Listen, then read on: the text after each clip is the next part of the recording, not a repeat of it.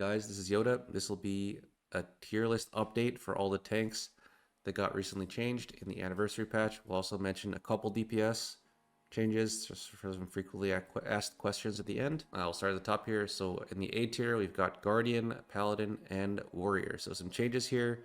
I put VDH in the B tier since Paladin has been like kind of on the rise recently, and the VDH players have not been playing as much as I thought they would be. To be taking a look at the leaderboard here, we've got Guardian Druid in the rank 1 spot, and followed by a bunch of warriors, including me, and some DHs on leaderboard as well. So I've got Guardian in the rank 1 spot because, you know, the rank 1 tank is playing Guardian Druid.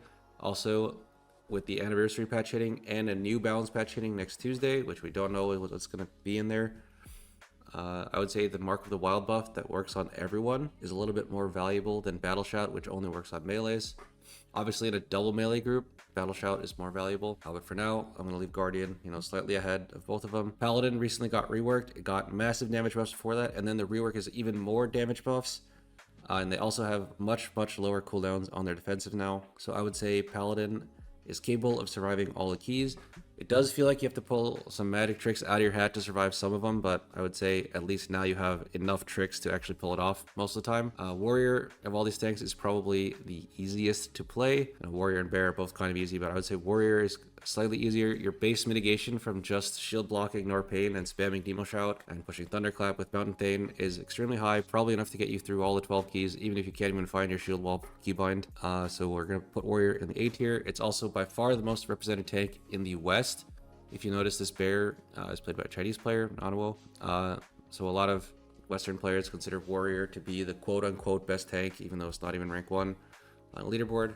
I would say it's competitive with Paladin. As for which one's better, that definitely comes down to the personal play skill of the person piloting the tank. In my opinion, Paladin is much harder to play, but if you actually pull it off, then the utility and damage that you bring as a Paladin is extremely valuable.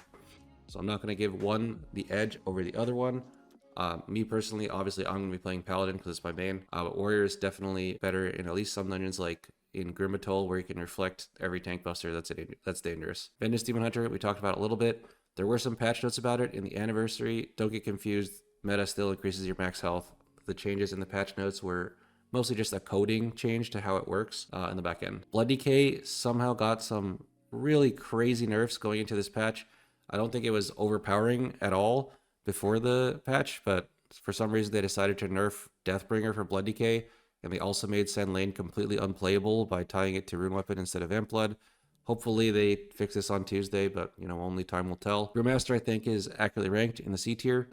Mordrim is kind of holding it down here for most of the Brewmasters, but he is alone on the front page when it comes to Brewmaster. So that's going to be it for the tanks, for the tier list update. As for the change to DPS, from what I have seen, Assassination Rogue is basically just as good as it was before, which means it's very good. Ellie Shaman is completely broken, surely getting nerfed on Tuesday. Enhance, I think, is like about as good as it was before, maybe a little bit stronger. It's kind of hard to tell right now because Enhance is a very hard spec to play, and apparently now there's a bunch of new builds, so no one really knows. Frost Decay did get hit with a minor nerf with the anniversary patch buffs plus like the random hotfixes we got the night before. Frost Decay, I believe on average, is down 2.5% in AoE and about equal in single target. So, mostly unchanged, still very strong. All right, so that is going to be it for the tier list update. Thank you for watching. Peace out.